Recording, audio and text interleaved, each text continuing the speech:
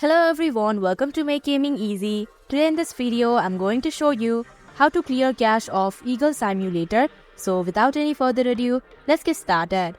First of all, open Settings application. Now scroll down your screen. Then tap on Apps option.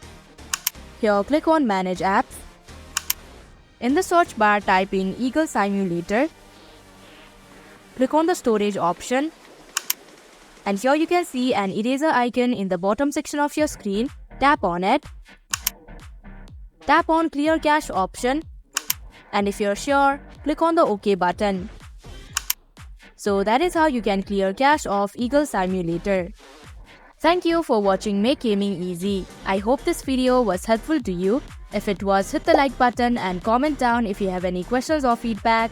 Also, if you are new to our channel, subscribe and hit the bell icon so that you don't miss our upcoming videos.